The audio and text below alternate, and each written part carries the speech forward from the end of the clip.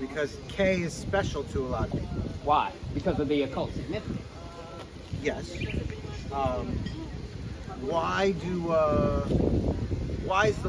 is the word knowledge spelled with the letter K? That's silent. You're going to say something about Gnosticism, which is hidden. Well, that's spelled knowledge. with a G. Yeah. But that's silent Silent as well. Yeah, that's my point. Yeah. So Gnosticism is spelled with a letter you would never find if you were looking it up phonetically. You'd be looking for N-O-S. You would never know, and that's kind of the point behind hidden knowledge. Which really, I know a lot of this stuff. I'm not a Freemason. I'm somebody that studies this stuff, and I think that a lot of people that are teaching to expose don't even understand what they're teaching to expose. How would you characterize, if you're not a Freemason but you know some of the stuff that they teach?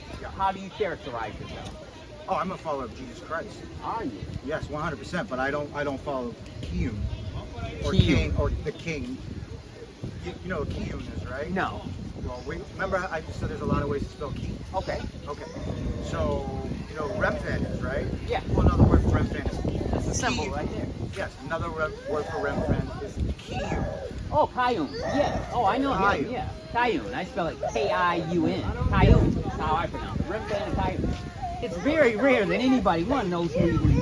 You're the only other person in a religious circle that's ever even used the word Remphan in real life. Remphan is a very archaic way of referring to Shabbatai. Baal and Shabbatai. Moloch. It's Baal, Moloch, and Kayun are really the same entity. It's really Satan disguised as the fire god. Well, actually, it's Islam as well. Well, all religions are under the control, to a certain extent, of the power of the air, right? In the Old Testament, Thanks, Kim. the word God is El. Yeah. Right?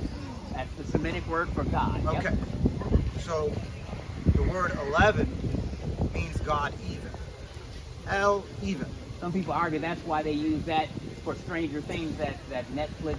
That's why they pick that name for that's the why girl. 4th of July is 11, 7-4. Okay. In fact, if you look at the Nazi flag, Yep.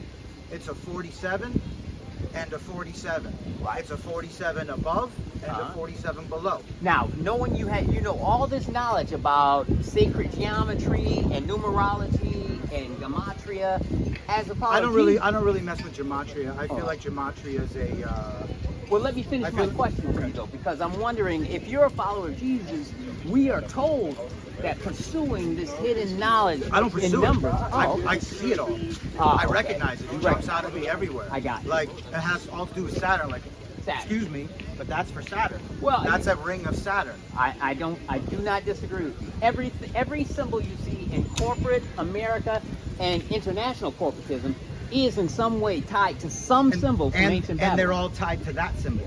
I do not disagree with you. So do you know what Metatron is? Yes. Okay, what's Metatron? Metatron is one of the names that Satan uses to interact with people. It's supposedly some kind of higher powered, evolved old god that provides us enlightenment. So people worship Metatron, not knowing that it's really Satan. In fact, the guitarist, what's the guy's name? Santana. Santana actually said that his career in 2000 was rejuvenated. I saw that interview.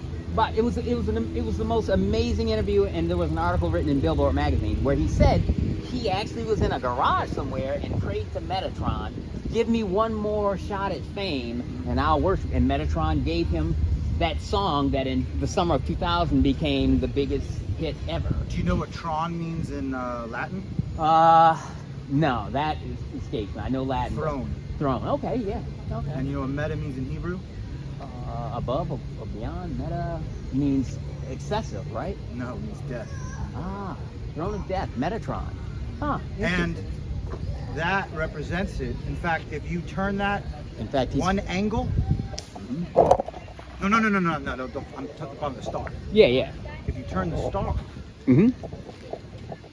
You're saying that the star that is being referenced by you now, and for those that can't see it. Oh, okay. No, he's camera shy. He's saying that the star has occultic symbolism. So your bottom line is turn the star. In your head. Okay. One angle. Okay. Because we're taught to look at a symbol as being Well, hold on. Go ahead. Let me explain it. Well, Make a lot do of it sense. quickly though, because I got to teach and I'm on a clock, so I got to get on the air soon. Okay. But sum it up. What was your point? I know you're out walking your dog here in South Beach. What's the point you want to make? Well, that represents the same symbol as the Nazi symbol. Okay, their god is time. Okay, so the reason why that exists right there, the hexagram. If you turn it one side, you can make the cube out of that symbol. With 3 lines. So I know all that, but I'm saying, what's the point? What's the value to me in terms of preaching the gospel to the people? How am I getting people saved with that knowledge? How are they coming to Christ knowing how stars and symbols can be twisted?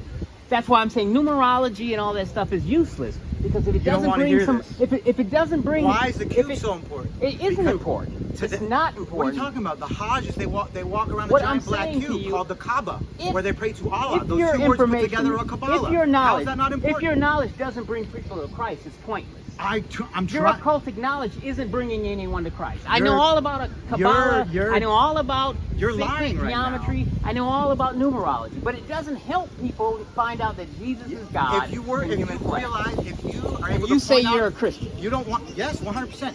If you're why aren't you preaching the gospel instead of preaching occultism?